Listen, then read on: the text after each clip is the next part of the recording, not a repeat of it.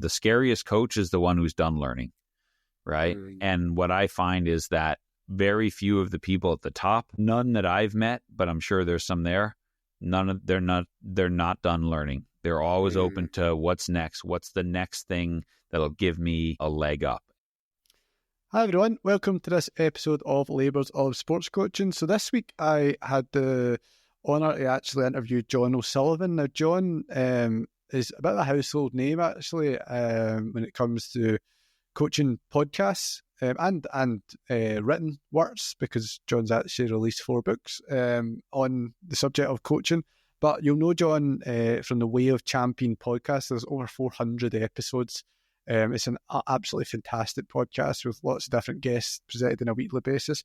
John's also the founder of the Changing the Game project, and it looks across loads of different areas of coaching in terms of like youth coaching, but also senior coaching. And I kind of just wanted to hear about all the lessons that John has not just observed and learned on his own time, with himself as a coach, as a seasoned coach, but just through having access to some of the best coaches going, Phil Jackson being one of them, on the Way of Champion podcast. So we speak a little bit about some of the themes of the podcast and to the certain trends that he's seen over the course of 400 episodes, because we need to glean something from that. If that many coaches are saying that much about a certain topic or multiple topics as it came to be, often surprise, relationships and its importance, and we'll go on to that, then it's telling us something about what maybe we as coaches can do to catch up and to continue to improve in our own merit. So it's a really good talk from a brilliant guy. And yeah, I just hope that you'll enjoy it. I absolutely loved it.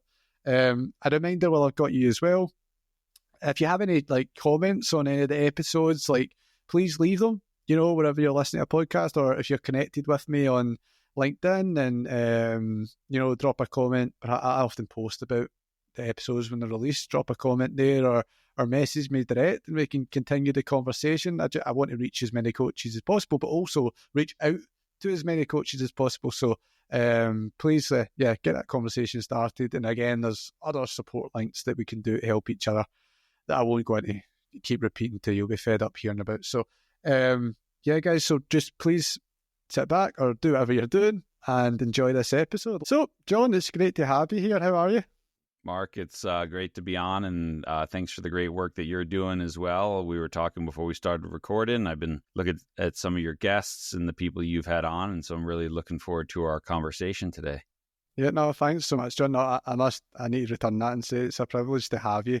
We were speaking off air actually, and your podcast, Way of Champions, that was one of the first podcasts I came across. Actually, what I hadn't had the chance to say to you, John, as well, your TED Talk was also I think I was in my 3rd year of my undergraduate degree. This was way back. This was 2014 or 15, around about the time that the TED Talk came out. And I'm fairly certain that I used it as a case study and an assignment.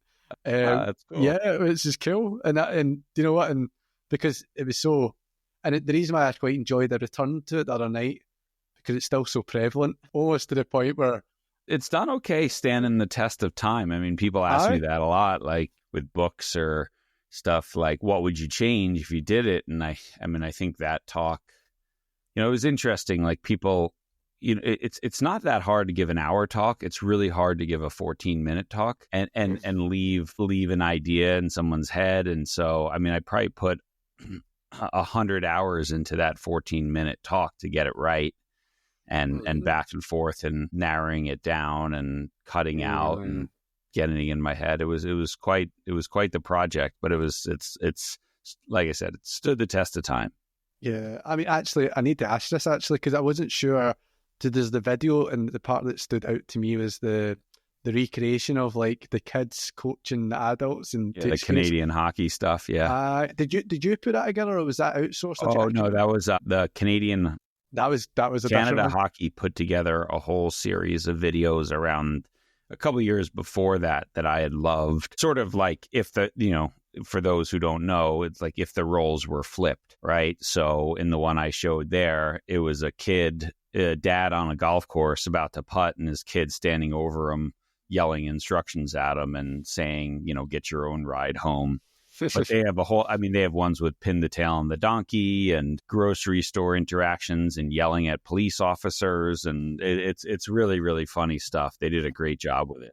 Yeah. But even, to be fair, even more powerfully, I think just the principle that you laid out in that TED Talk around just, I love watching you play, just like the power of that. Like, I know it was sort of more, at least it felt as if it was more targeted towards parents, but I think as coaches, we know more and more that coaches maybe need to just allow, the kids to play. And without starting us off on a sour note, I'd be quite curious to know, have things improved from your perspective? Or is that for the same reason that I said, that thought seems fairly prevalent even today? Because I want to know what's happened since then. I think there's pots where things have improved and pots where things have not improved. And, you throw in a global pandemic in the middle of it, and we obviously at that point lost a lot of children to sports, huge numbers. So let's, start where things have not improved. Kids are still dropping out of sports at a crazy number. Specialization is getting pushed younger and younger and younger. Early selection, certainly here in North America, the selecting of A teams and then extensive travel for younger and younger kids, even when you live in a big city of millions of people, is happening more. So that part hasn't changed. Back then, I did that talk in 2014. I was maybe a little bit naive that I thought we could bring about systemic change. Not so sure that we can do that, but what I do know we can do and have seen and help people do is 100% we can change on the family level, right? That we can really help parents and kids and coaches have better relationships. And number two, we can change it on the club level or school level or community level, where a school or a club really gets behind, this is how we're going to coach our players. This is how we're going to treat our players. This is how we're going to behave towards officials. And this is the standard of behavior for all the adults in the club. And if you don't like it, please go someplace else. And so I have worked with organizations that have made that change. The positive, where I feel is very different from 2012 when I started this, is that I think in the coaching world, there's much more awareness about sports psychology and the importance of relationships, right? That coaching is a relationship business. It's not an X's and O's business. And that improving relationships, caring, communication, motivation, all that, fairness, joy, whatever you want to call those things, those are skills and they can be learned and they can be improved. So those aren't things that you either have or you don't. You can improve those. So I think in the coaching world, there's an awareness of we could be better, right? And then I think in the parenting world, there's more good information out there. But I still think, and again, I can only speak, I would say, intelligently about North America, is there's so much fear. So parents say, I hear what you're saying, but if we don't do this, my kid is out of the pipeline. If we don't do this, or if we stand up for this, they'll throw us out of the organization. So there's still so much fear of missing out and kids getting left behind that parents can look at all the good information and still make the opposite choice. And so I think that's what we're working towards now. Yeah, and do you know what? Like, I know, of course, there's some, to an extent, there's maybe an increased investment from a parent to a child in North America, just purely because of scholarship ambitions and different things like that. I mean, it still occurs here in the UK as well. I think I would agree, but I think in previous years, it's probably felt like more of a luxury item, this idea of athlete welfare and a child-centered thing. Now I do believe it is more of a mandate, but it's still, again, the execution of that policy is a whole other thing, isn't it? I mean, you mentioned, John, say around the sort of parent coach, because again, obviously you launched obviously you founded Changing the Game project, and it's been going for over a decade now. What has been? I'd be curious to know your insight around how we can improve that parent-coach relationship, because sometimes I wonder if we want to work with parents, is there a little bit around how we actually pitch the conversations? Because sometimes I feel like it's a bit people teaching parents, and parents don't want to be taught things. I feel like parents want to be included sometimes. But obviously that's my own experience, but I'd be quite curious just if we could delve further into that pot that you mentioned. I mean, I think, excuse me. Sorry, I think you're exactly right. Right. Parents don't want to be educated, right? When you put up parent education, and so we try to use the word engagement. How do we engage parents in the process? Because ultimately, a coach and a parent and an organization have the same goal in mind, which is to help your child reach their potential. I mean, no one's coaching kids going, I hope they never get there, right? So the coach wants to get the most out of them, and the parents want to see their kids thrive. And as an organization, you want to see your athletes and your teams do well. So we all have the same goal in mind, and really the challenge is how we get there. And so I think there needs to be more two-way respect in that coach-parent, parent-coach relationship. Now, as a coach, you also have to think of yourself as like the math teacher. If a kid was failing math, the parents have a right to know, well, why is my kid struggling and how can I help? And too many coaches still treat that as, don't talk to me, you don't get to know, whatever, right? And I don't think that's right. Versus, talking to those parents like, hey, here's your role, here's where your son or your daughter is struggling, here's a path forward. Parents have to respect the fact that the coach has, training and knowledge and expertise in a certain area, and that they get to choose to do things, how they want, as long as it's not harmful to the child, right? But that it might be difficult for your child. They might be challenged. They might be stressed. They might be holding them to a standard that you don't hold your kids to at home, right? And so there has to be appropriate boundaries for parents that, 24 or 48 hours after a game, then we can have a conversation about something. We can talk about your kid, but not other people's kids, right? We're not going to talk about tactics. That's not your role as a parent. If you want to do that, by all means, volunteer, come coach. So topics and timing and place of conversations are appropriate boundaries that coaches should set, right? And then, understanding, hey, I have 16, 18, 20 players on my roster. I can't engage with each parent for 3 hours a week, right? Like, I have to do my job. And so you can't write me some big long email every single week or set up a meeting every single week. I think, and you're a lecturer, so you know this, but you're a younger guy than I. When I was in university, right? If I needed to ask my professor a question, I would have to walk across campus, make an appointment, or go to his or her office hours. Like, it was a huge chunk out of my day. So that if I was going to do that, it was a pretty significant question, right? Now they can just send you an email. What pages are we supposed to read tonight? Whatever. And I think that same thing in the parent-coach relationship exists, where it's just so easy for a parent to dash off an email to a coach. Whereas if they had to set up a meeting and take time off work and do this, it's probably not an issue that they would deal with. They would just say, hey, work through it. So I think these sort of things have challenged the relationship, but there's amazing coaches out there and amazing parents out there who get it right.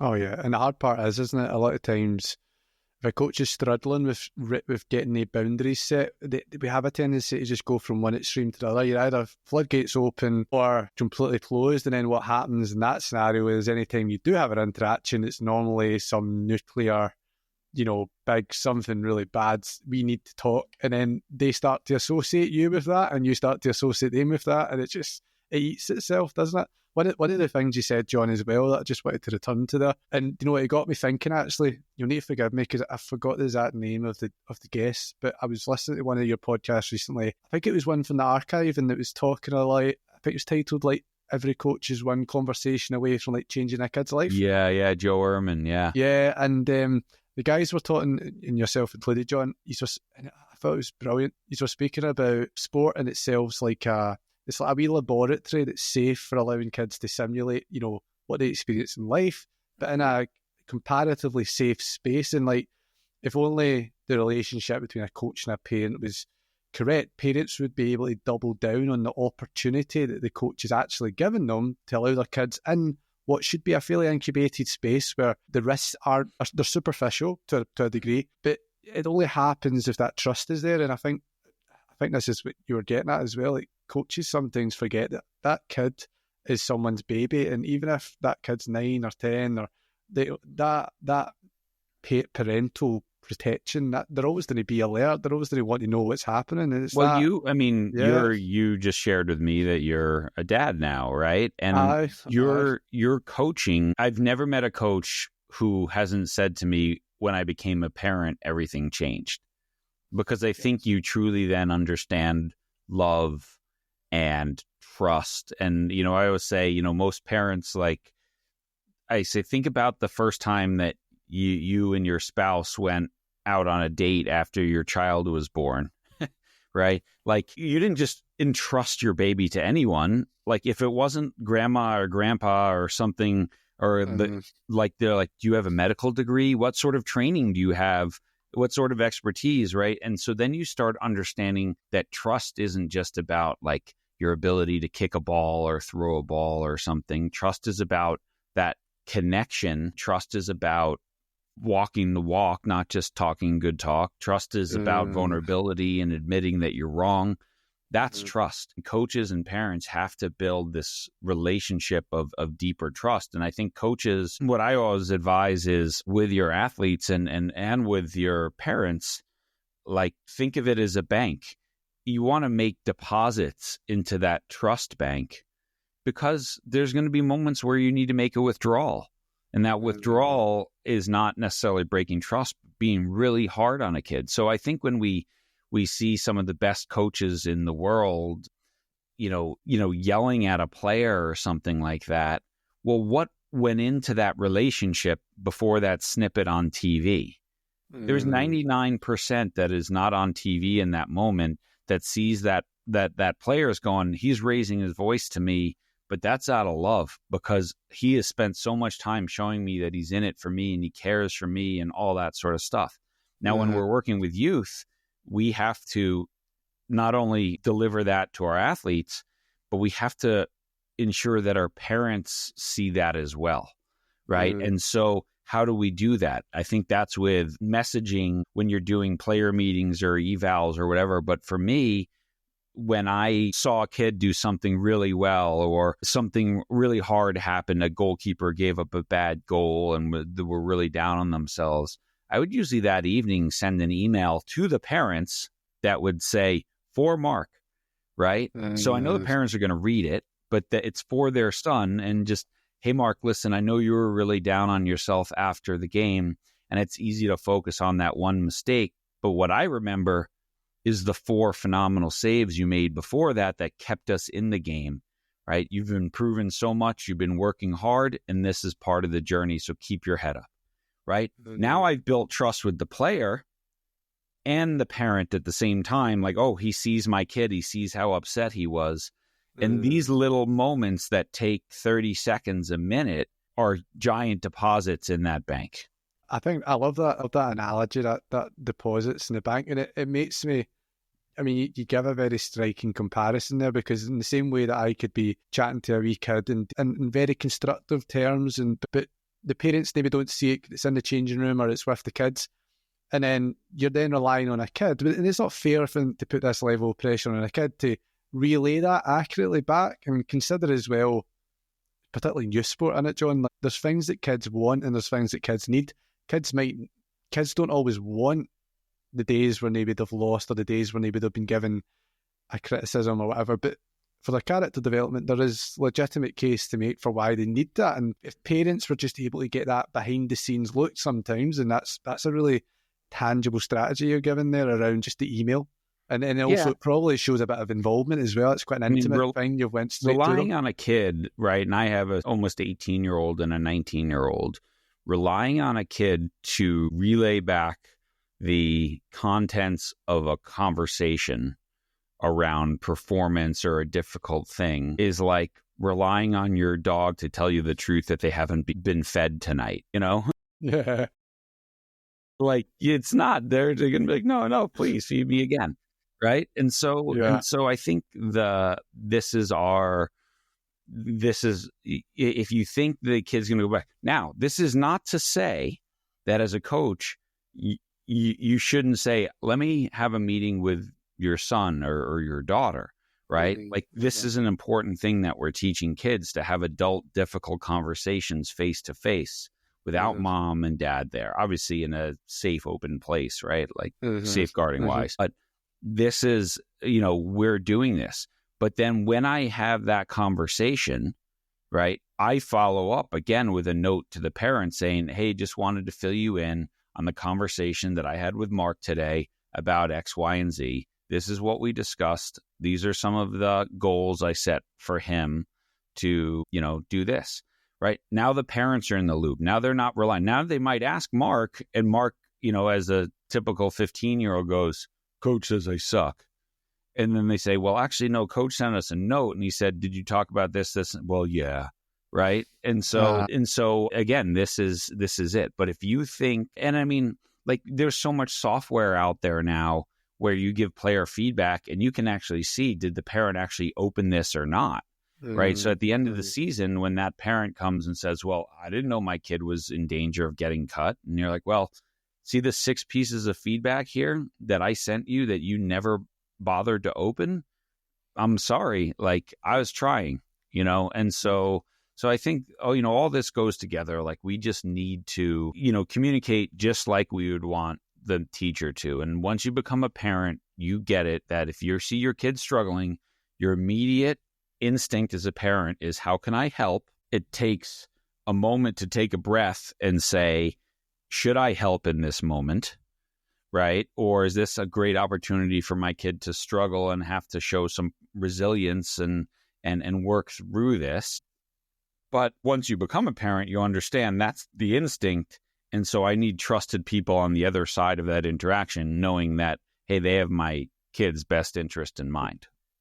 Plus, I mean, we'll move on just momentarily, but just to say there as well, that idea you said around, there's actually power to engaging the parents, because it, like you said, it means they're accountable to their end of the bargain. And I think that's really cool. I mean, we've had similar things just with clubs that I've worked at in the past where, it's only, you hear this and that, but then when you actually put it to parents, well, look, we're engaging with you, here it is, if they shut at that point, then that's a different conversation to have. You're making me think already, John. I'll be honest, my wee boy's not quite at that stage yet, but I feel that I'll need to coach him I think I'd be a nightmare parent. I don't know if I could trust myself. I'd like to think... I encourage everyone to coach their kids, especially because you just get a different perspective of it. You appreciate what goes into it. It's not just roll out in the field and roll out a ball. Like there's a lot goes in. I mean, I met with a friend of a friend yesterday who lives in town, and he's coaching his 7-year-old, and he's just like, they're crazy. Like, what do you do? And how do you handle this situation and whatever? And it's just, there's a guy who's got, some background in the game, but not a ton. And he wants to be better for the kids. And it starts with like, hey, please don't give your kids all this sugar before they get here. Like, they're killing me here. They're going crazy. And so, I know. So I think it's things like that. But I encourage all your listeners, like, coach your kids. I'm so glad I coached my kids when they were very young, and then took a break while other people coached them, and then sort of coached them middle school into, high school, and then passed it on. Right. And so I kind of got to coach them in grassroots environment, and then more of a, select travel environment. And it was great. It was super fun. Does it come with its own vices? But I mean, the reason I say this, John, so even as part of my PhD, I done a wee bit of work actually with parent coaches and looking at influences on their behaviours. And, it wasn't plain sailing for them either, in the sense that it didn't correct it just made a new equation. There was stuff where the emotional investment that they have because they've spoke to the kid on the way to training, during training, after training, like it's tough that as well, isn't it? It's very hard. I mean, I think Mark, like, I think first of all, a little nuance is required. And I have this conversation with organizations all the time. There's a difference between a parent coach and a coach who happens to be a parent on that team, right? And the nuance is a coach who happens to be a parent is trained as a coach. He or she has subject matter expertise, coaching, teaching, pedagogy, whatever it is. They've got expertise in an area, and they happen to have a kid on the team. And that is a wonderful situation, I think, in grassroots organizations where you have someone who is really, really experienced working with these young kids. And then you have the parent coach who maybe doesn't have any of the expertise or training, but God bless them, has volunteered their time and needs a lot of resources and help, support, and things like that. So I've seen these organizations make these blanket things of like, oh, there's no parent coaches here, whatever. And I'm like, well, that's just dumb, because then what you do is you lose out on good coaches who want to watch their kid play, who care a lot. A lot about the development of that group because it's their kids' friends. And if they can't coach their own kid, they can't coach, because they're certainly not going to say to their spouse, hey, you go take the kid to the games while I go coach some other kids for the organization, And so I think that's important. Now to get to sort of the essence of it, yes, it comes with its own very unique set of challenges. And the one you just described, the best thing you have to be really good as that coach, that parent coach, is to take your coaching hat off and put your parenting hat back on, right? And I'm not your coach after practice ends. I'm just your dad. I'm just your mom. And when we ask kids, right, well, what's not good about your parent being the coach? That's practice never ends. Practice never ends. And it comes from a great place as a parent. It comes out of love, and I just want to help you out. But that's the challenge. Yeah. So, I mean, obviously, I know your work extends, and this could be something in its own, you could have an episode, 5 episodes, there's books written about this, and it's just as its own little topic. But I know that your work actually extends beyond that as well. And, ever since you obviously founded the Changing the Project, you've done incredible work with coaches over a number of years. And what I was really intrigued to know, and this is before we even get to the podcast, and just the amount of guests that you've had on that, like, you have been spoiled, no doubt, John, with just the different amount of voices that you've listened to. But also I could imagine the amount of observation you've been able to make over the years around what subjects you feel are the most challenging. So I wonder, let's maybe compartmentalise it a little bit. First, more so in your day job, if that's the correct term, with changing the game project. What have been across the years that you've been in that space, what have been some of the biggest challenges that you find coaches encountering? And I know it's really broad to say, but is there anything that stands out for you that you feel is an issue that maybe coaches need awareness of, or maybe in fact we might have some solutions around, or at least starting points to? Yeah, I mean, I think this is probably a challenge that coaches of every generation faced, is how is the next generation different from you? And then certainly those who are coaching in the youth space now and who are coaching Gen Z is understanding. I'm 53, right? I remember when my daughter was 13 and we hadn't gotten her a cell phone yet, and she was all upset, and she's like, well, how old were you when you got your first cell phone? I was like, 32, so. Aye. And you probably had it against the wall and it wouldn't break. So we have this like challenge of, okay, how do I understand who's in front of me, right? And what do they need to make this a great environment for them? And so, Gen Z, right, they have shorter attention spans. They want to know the why behind things. But I think a big thing about Gen Z, something like 80% of them say they experience anxiety when they're separated from their devices, right?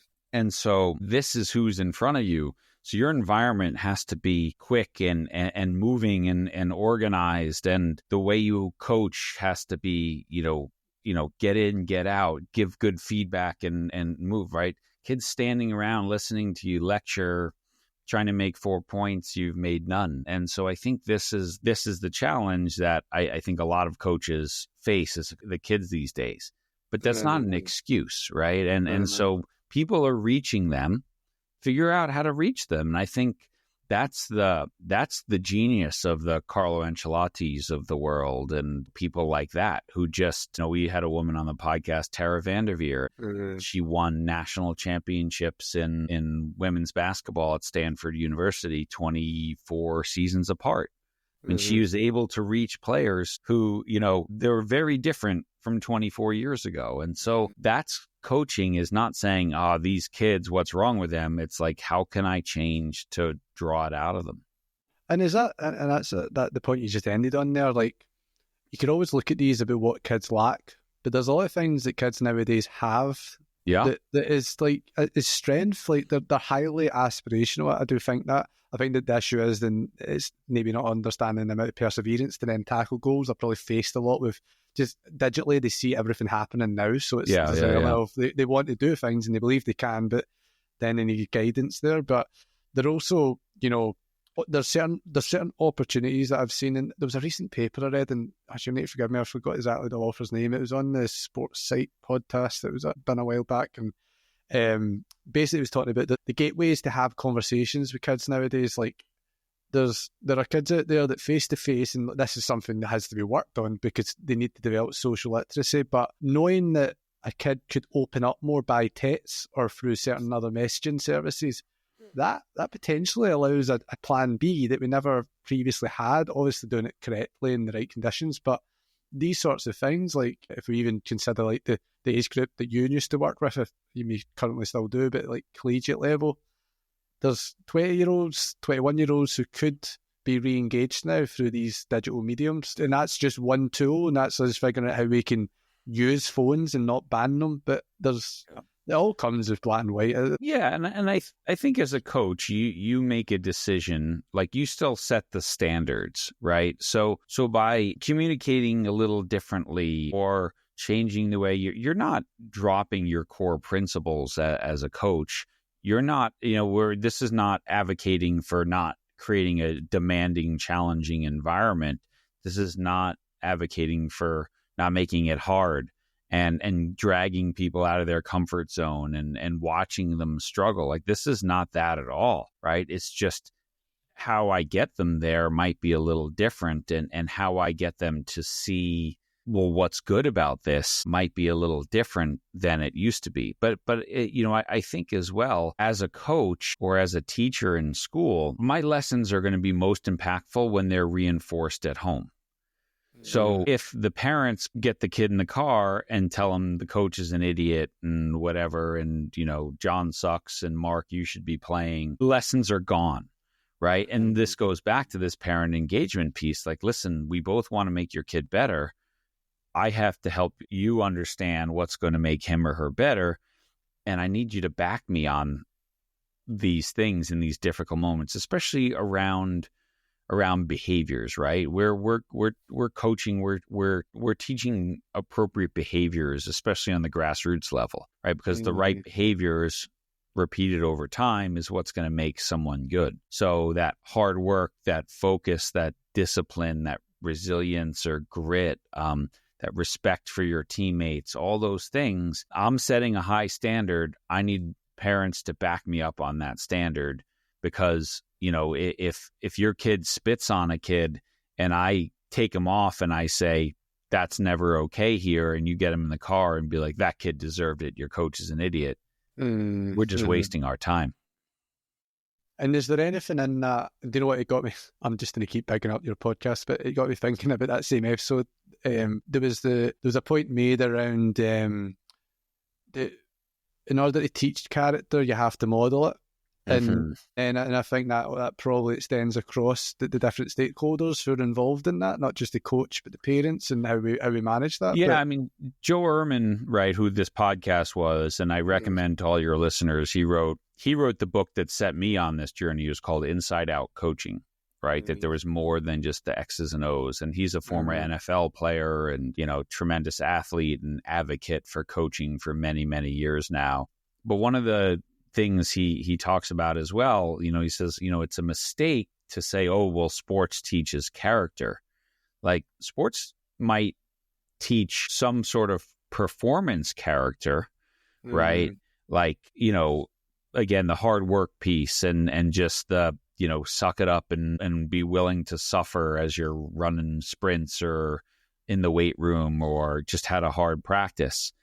That might come out of this environment, but moral character, right? How you treat other people, how you treat yourself, how you act in your community, your attitude of giving versus getting, all that does not come out of running sprints or lifting weights. That only happens when coaches intentionally teach and model those things. And if we look at our role as coaches as developing human beings who happen to be rugby players or footballers or whatever, then we have to intentionally talk about and teach those things. And I think that's a really important thing and piece of nuance for coaches to understand, that your respect doesn't happen unless you model it and you teach it. And something that I've always kind of gathered from you, John, is that obviously it's so clear how much you value the culture and the environment that a coach creates. Now, sometimes, and again, maybe this is just part of the evolution of thought, but oftentimes with most coaches, there is still a bit of a coaching scene in the drill, coaching scene in the content.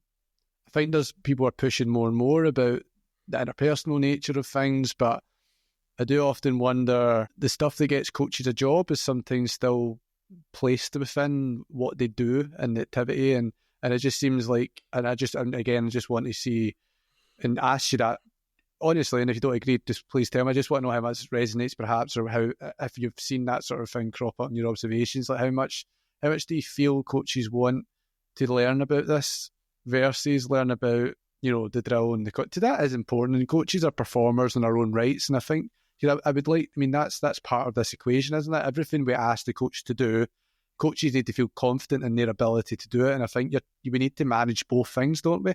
We're developing the coach as a performer and helping them develop the player as a performer. There's two sides to it. This is never ever to say that knowledge of the sport and the more activities and ideas that you have around skill acquisition and periodization and all this don't matter. I mean, of course they matter, right? They're just not sufficient. And so, yes, we tend to hire coaches based on, we tend to hire them based on their playing background, which really doesn't have a lot to do with actually coaching and teaching. And then we tend to, but we rarely ever fire them based on a lack of knowledge of X's and O's, especially at the highest level, right? So that knowledge, we had Steve Kerr on the podcast. He's like, look, you got to know your stuff. In 2 days, if you don't know your stuff, players are like, why are you here?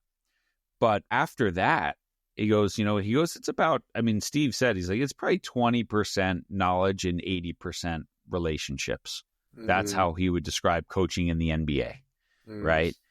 And he's like, because everyone knows their stuff, and then your assistants, they know their stuff. So you have good engaging sessions and all that sort of stuff.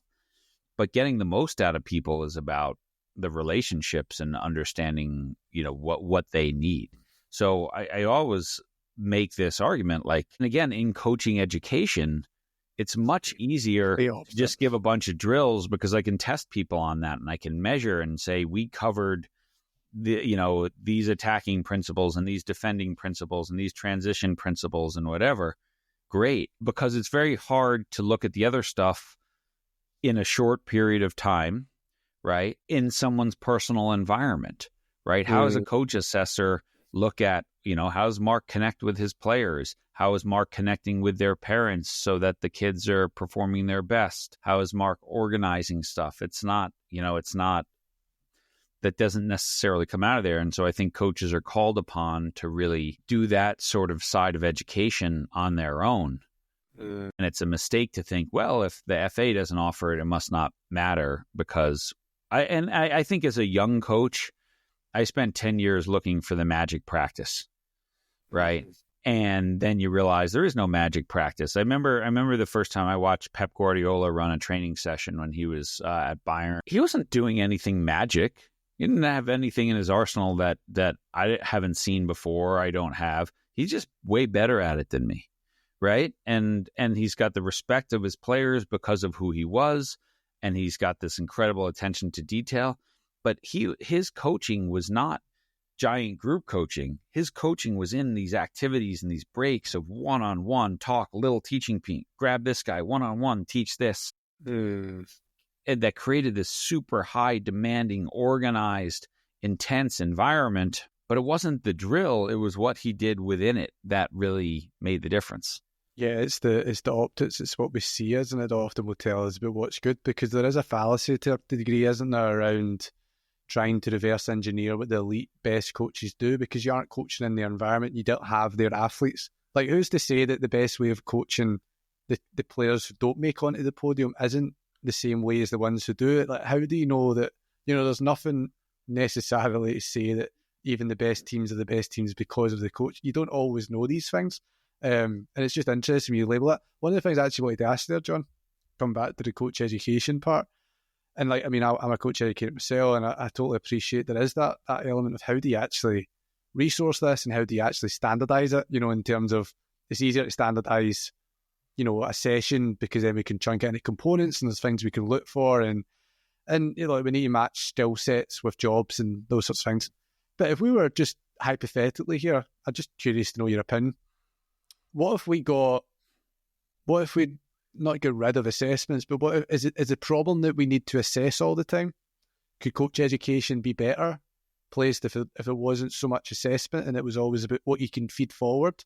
But then how do we manage that? I know I'm not expecting you to have a comprehensive answer. I don't have one.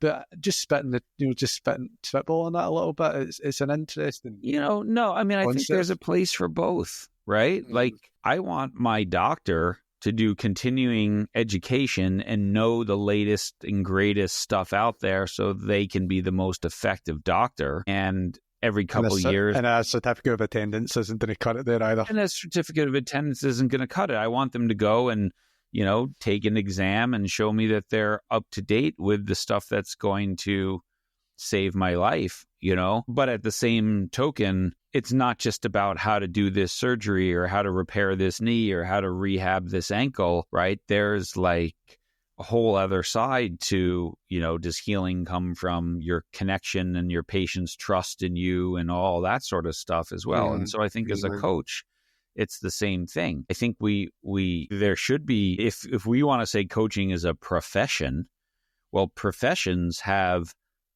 testing and assessments and continuous education and knowledge. That's what a profession is. And so that's good. But I think it's very easy for governing bodies to really narrow the material that is covered in that. Because again, go out to a professional game this weekend. What percentage is technical, tactical, the success of the team, and what percentage is psychological, right? Yeah. And how they mentally approach it, from their preparation to what's happening in the moment to their ability to respond to mistakes.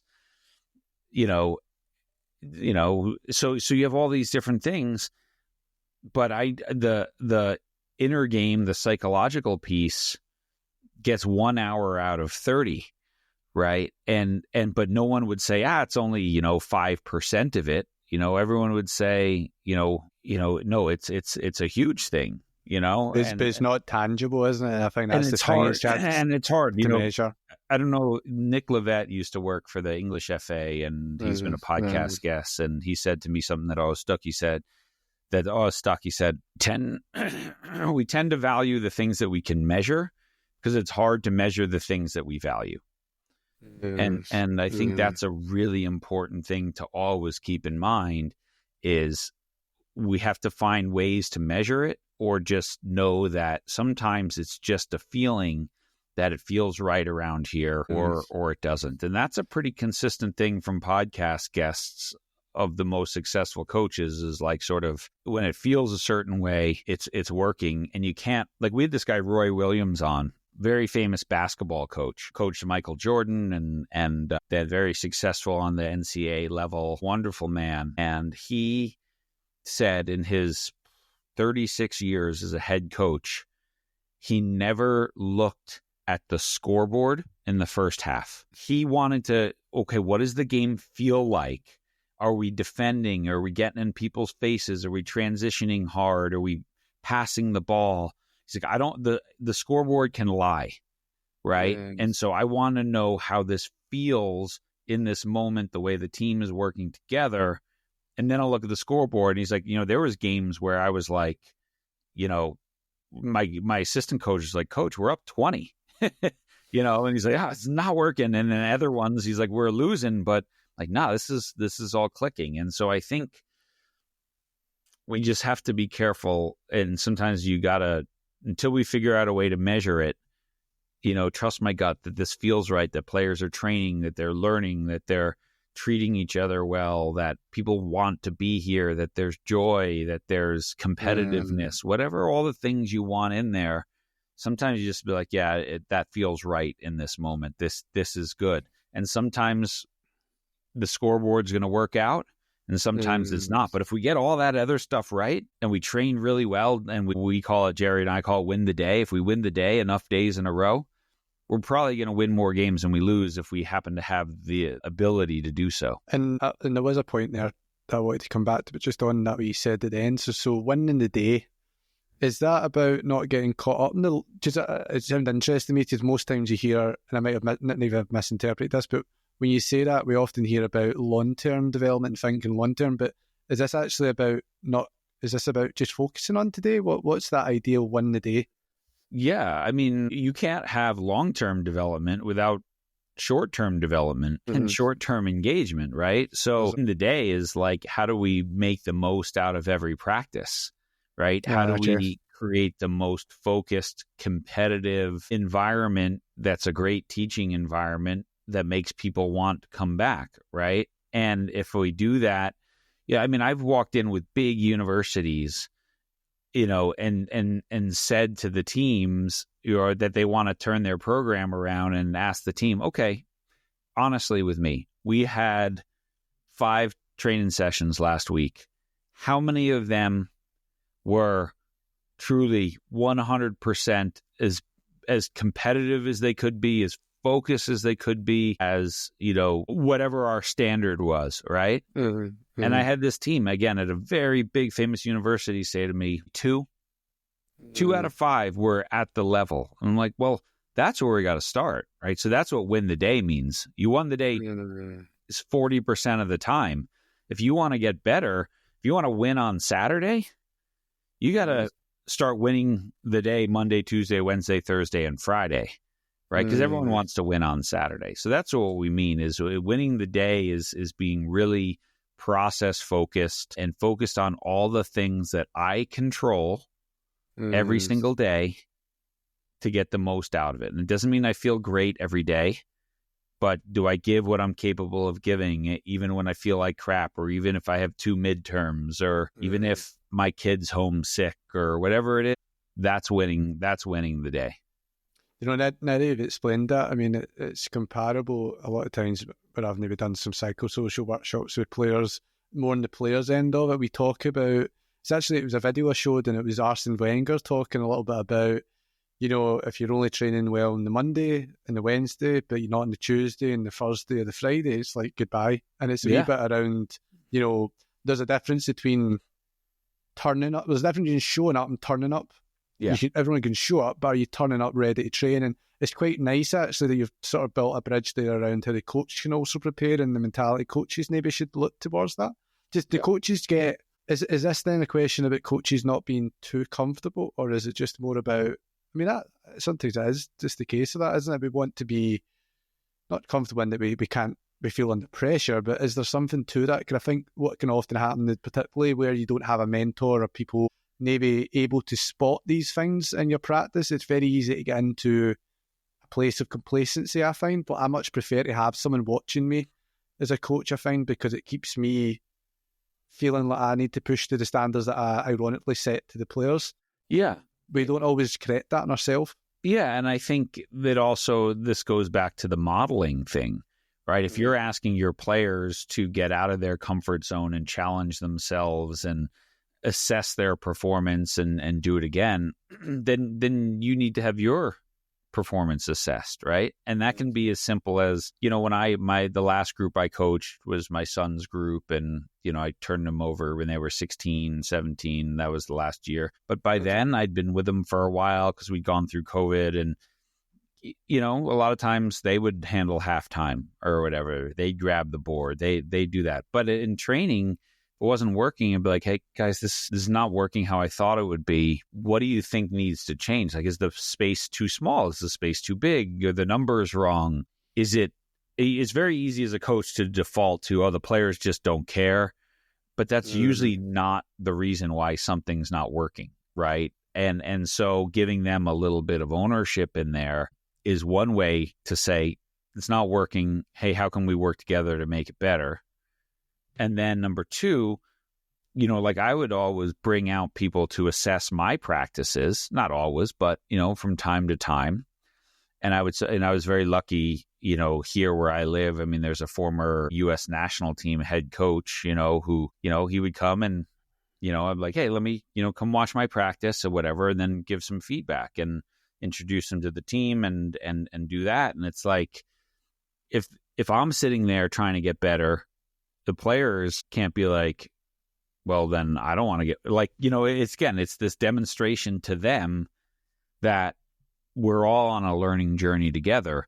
And if I model that and model some humility and some vulnerability and some learning, then they're more likely to do it as well. And so I would say complacency is not being open to being challenged, not going and getting further education, not trying to layer something new into your coaching or your player interaction or your parent engagement.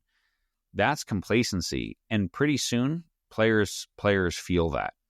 I get the sense, John, as well, when you speak, that whether implicitly or otherwise, that there seems to be a value in that, seeing you around self-awareness. Is this something that is I think it's all that. I mean, that's the start. To quote Joe Ehrman again, to be a better coach, be a better you. Right. And so it always starts, whenever I do coach education, I always start with self-awareness. Like, you have to know yourself, what makes you tick, what gives you energy, what are the things that are your strengths, what are the things that limit you. If you don't know those, then, you're building a house on sand. Right. But if you know foundationally, hey, this is really what I'm really good at, and these are the things that I have to be way more intentional about so that they come out.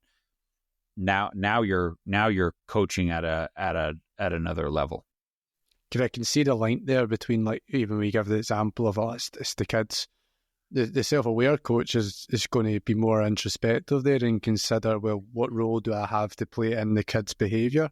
And I never think, and it's something that just resonates myself, I never think it's about trying to get coaches to be on their own back. I don't think it is quite that, isn't it? But I think there's power that comes with accountability. If you hold yourself to account, now all of a sudden the world's back in your control. You're no longer, as a coach, victim to circumstance. I think that's a positive feeling, because a lot of times coaches get uptight about that, and actually we need to embrace our flaws in order to figure out how to get through them, isn't it? Yeah, and for me, what really, when I even shifted more in this direction, was actually during COVID, where I live, when kids were allowed to play again, they were supposed to wear masks on their face. I don't know what the UK was like or whatever. More or less same.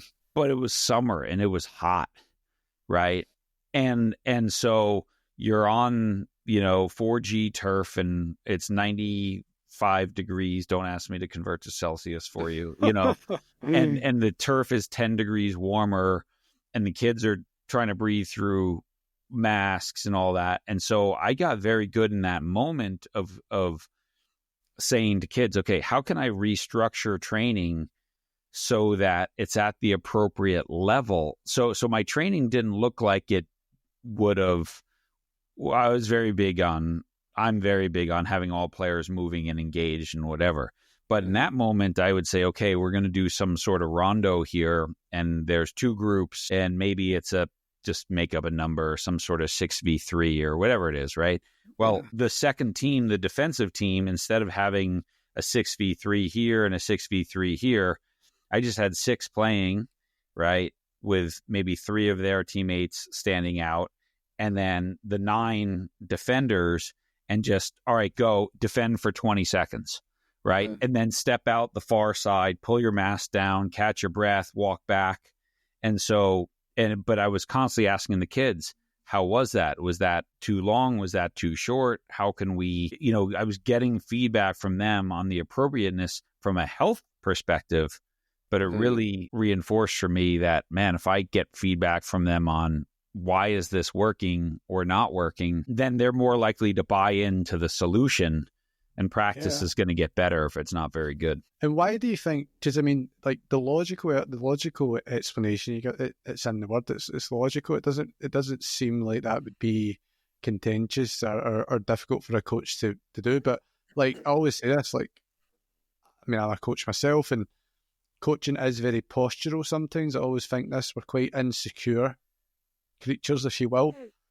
And I think that's the hurdle, isn't it? Because I think as a coach educator, you're trying to get coaches to recognise that, the criticism you're receiving, or if it's not me giving you the criticism, I want you to maybe give yourself. It's not to say that that's a reflection on your worth or value. It's actually it's how you spin it. It's actually the gateway to you getting better. But I think coaches are very cagey about certainly like power sharing, because it's often a bit like, how does that then reflect on my role as the leader, and how infallible am I meant to project myself to be? But I just wonder, is that, I mean, even in your own career, John, as a coach, like, do things do have legitimacy to a degree as well? Like, let's face it, we can't always be completely vulnerable and completely open. Sometimes there is times where we need to show a certain level of assertiveness, but we need to pick when. We can't be it all the time, Totally. And I think vulnerability without competence, forget about it, right? Yeah. Vulnerability, when you have a lot of competence, is a strength, right? Mm-hmm. And then 100% assertiveness, eventually a decision has to be made, right? It's not a democracy either. Eventually, right, I'm the coach, I have to make the hard decisions because my job depends on how we do. And I think the best people find the right blend of that. And the right blend of that changes from, again, who's in front of you. I mean, let's talk about another podcast guest. We had Phil Jackson on, right? Legendary I've listened coach. To that one. That was incredible. I love that episode. Chicago Bulls, LA Lakers, right? But he talks about a story on there, right, where the Bulls, who've won some championships and are now, down a little bit, decide to go get Dennis Rodman. Right. Oh, and, just look up Dennis Rodman if you don't know basketball. I think a lot of people know who he is. But we asked him, it was like, how did you know that your team could, take in Dennis Rodman, who was not going to live by the rules of the NBA or whatever? And he said, you know what? We had a bunch of adults in that locker room. He's like, we weren't a bunch of 23-year-old rookies. We had, Michael Jordan was 31 and Scottie Pippen was 30. And, he went through a list of people. He's like, we had senior players that were like, you know what? We can control his worst impulses. He's going to do some weird stuff, but he'll help us win.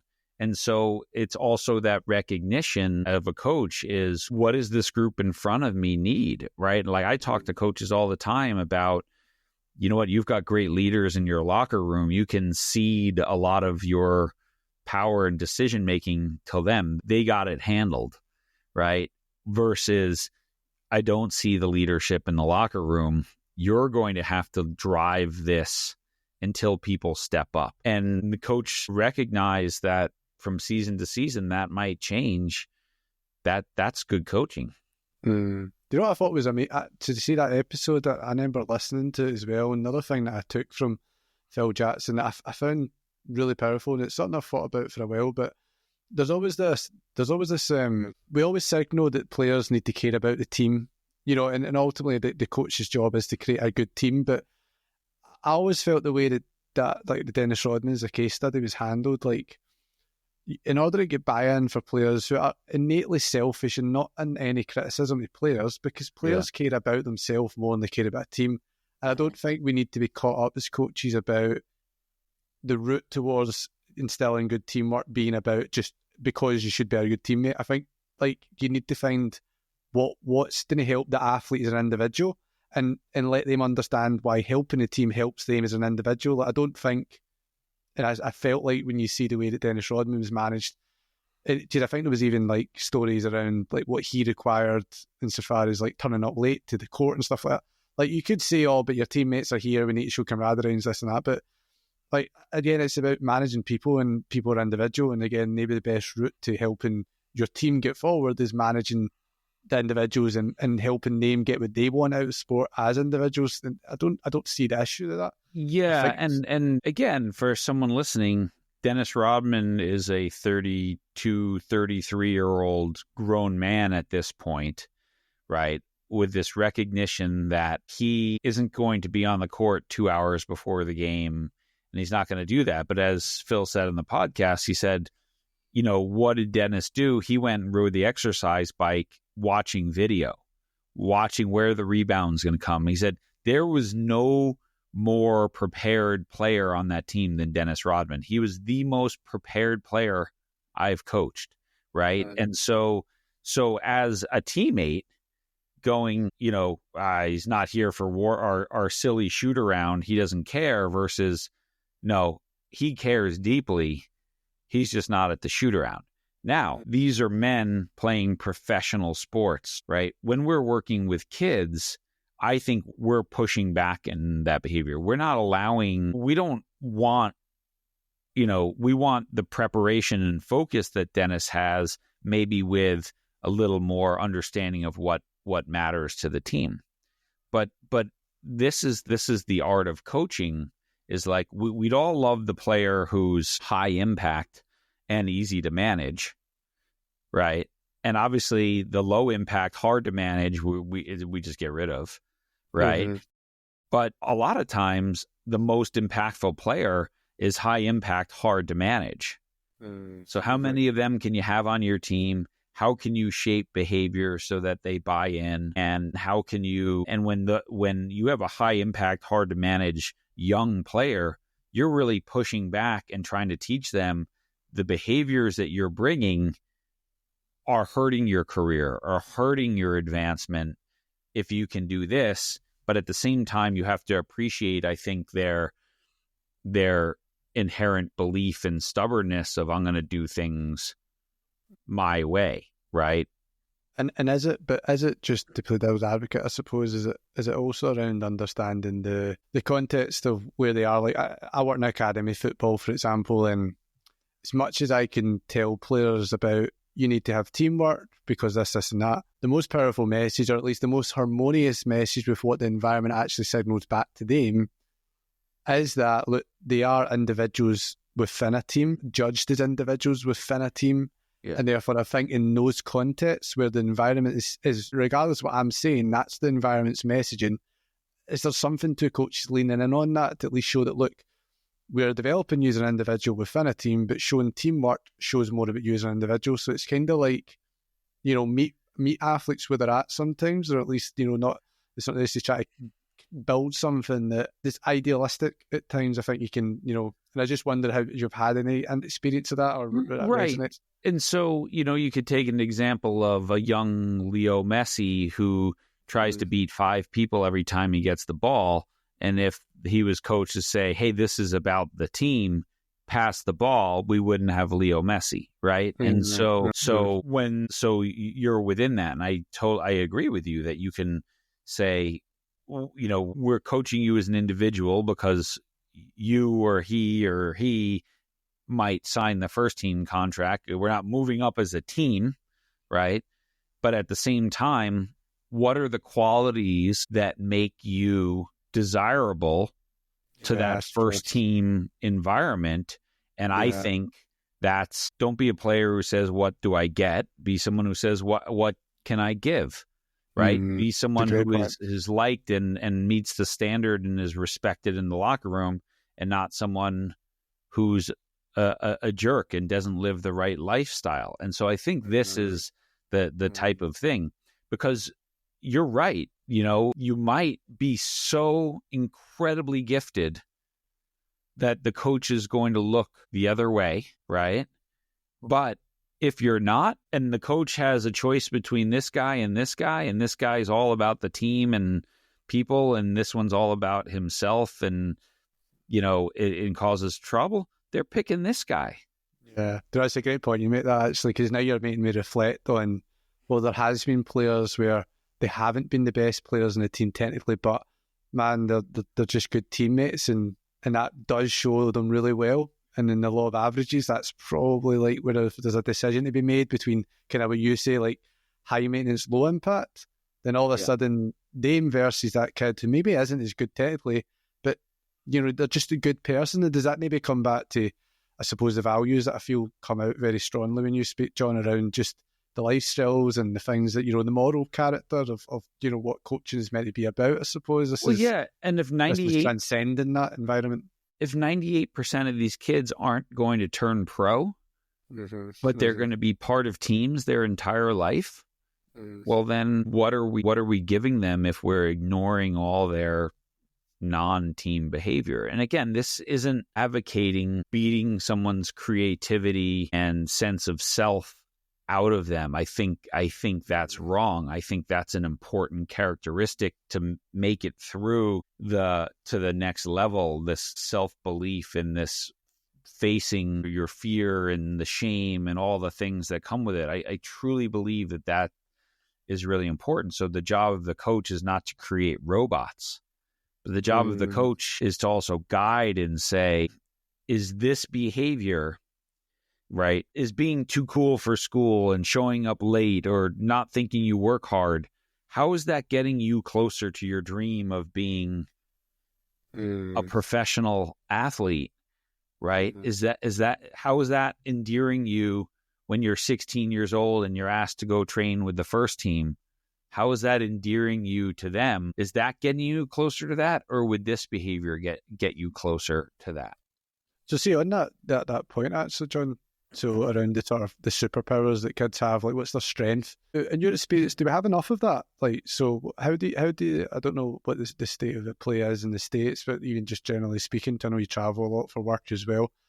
As coaching, do you ever find that, sometimes there's a deficit view in coaching and it's always about fixing things? But like you give the example of Messi, like if I always try and think if we try and improve players to all levels, the best players just need to be this flat, moderate person, but we need players who are just really good at what they do. They have that one strength, and maybe we just need to make them better at that, because that's the whole point of a team. It's synergy, isn't it? How easy is that to get across, or what's your experience of that, or observations from your time as a coach educator, I wonder?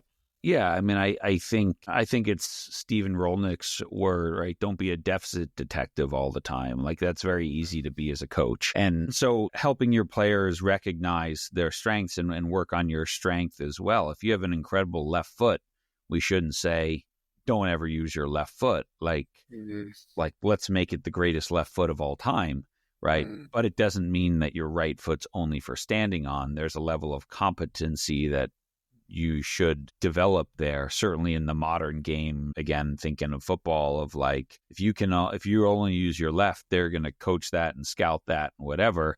And if you're Messi, you get away with it. And if you're everyone else, you don't, right? And so I think this is, plus again, if you're constantly told as a human being, this is what's wrong, this is what's wrong, this is where you're falling short, versus like, man, you're really good at this, use that. And then so again, this is the art of coaching.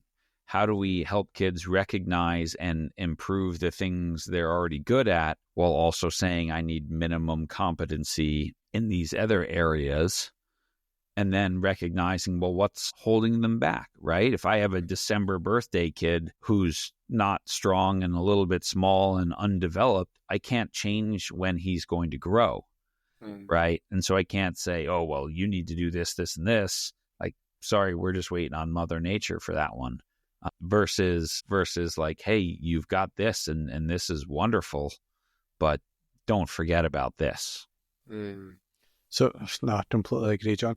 Before as we start to kind of wrap up, John, I'm curious to know, just in case there's anything we haven't captured insofar as the trends in messaging that you have observed. I think just through the Way of Champions podcast, like over 400 episodes, is there anything outside of relationship? I think that I think is the finding in itself, that they seem to all come back to the relationship.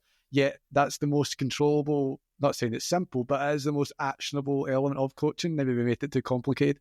Is there anything outside of that, or perhaps even something that you foresee now from just observation and just, again, the extent of work that you do in this space as a coach educator, for how coaching may evolve going forward? What's the next thing you feel that coaches need to get their head around or need to start to factor in to their kind of mental toolkit, if you will? Yeah, I mean, we touch on, I think, the big one, which is the importance that coaching's a relationship game. And it's both your relationship with your athletes and their parents, but then also fostering a positive team environment. Those relationships matter a ton, right? So that's one. Number two is just intentionality. Like, be really intentional about these sort of things, right? Don't just be intentional about commenting and connecting with players. Be intentional about your education and your development as a coach. Be intentional about communication and the environment you create. And then the last one would just be curiosity. I would say a very common denominator every time I get off a call with a Steve Kerr or someone like that is, got any good books you're reading? Any good, right? So there's this they're never done. The scariest coach is the one who's done learning.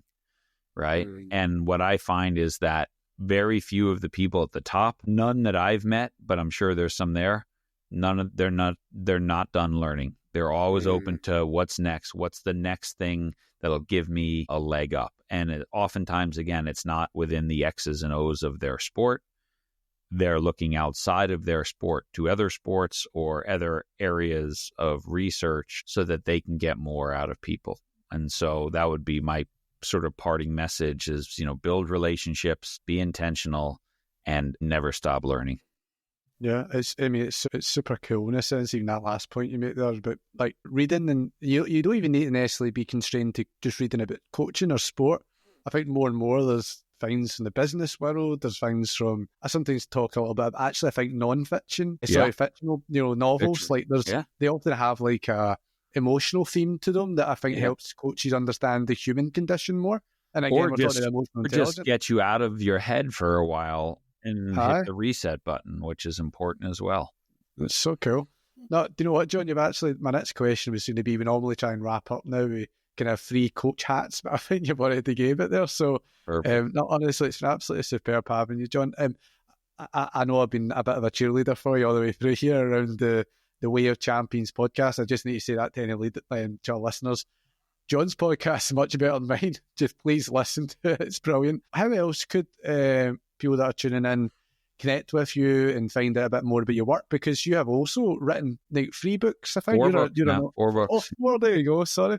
So do you want to maybe give a little bit of a plug to some of that and just to see how we can get you so the mothership is changingthegameproject.com. That's the main website and everything. And then we have sort of a premium members area there that allows you to, get all our stuff really organized in one place. Kind of, this is brand new, just kind of put the, here's a coaches section with the best blog posts and the best interviews and best courses that we've created. And then there's a parent section and an athlete section. And the books, I mean, I think in this day and age, Amazon is the easiest, for coaches. Every Moment Matters. That's sort of my coaching book that I wrote in 2019, and still the sort of best-selling book. And that's on audiobook as well. I know not everyone likes to read, so that one's on audio. And then Jerry and I did one in 2023 called The Champion Teammate, which is really how to be a great teammate. And that one was written for sort of middle school and high school and university age athletes, little 3-page chapters and everything on like, here's a theme on how to connect or compete or lead. And then here's questions that you can go through as an individual or in a team discussion. And so those are sort of the two big books there. And like you said, the Way of Champions podcast, which is on Apple and Spotify and also on YouTube and everything. You can find it there and digest it however you like. Yeah, superb. I love that you've actually, I would call it like the audio books, like that's taken away. And it's just, as I think most coaches, they want to do the reflection in the car ride home. Oh, there you go. That's the solution, John. So, yeah. John, honestly, it's been a blast. It's a privilege for me just to get you on. I'm a huge admirer of your work, and just thank you, I suppose, in the global coaching community just for the work that you do. I mean, it really doesn't just touch in America. You see the impact here. There's a wee guy from Scotland that knows about it. There's loads of people that know about it. And I just really support the mission that you're doing. And it's something we're trying to replicate here on a much smaller scale in terms of the labours of sports coaching. And I think it's superb. Perfect. Well, I've enjoyed this conversation. You're a good interviewer, and this is really, the time flew by. So thank you so much, Mark. I really appreciate you having me on. Thank you. And for those that are listening, I hope you found this conversation nearly as useful as I did. So thank you. Thanks again to John, and we will see you next time. Thank you.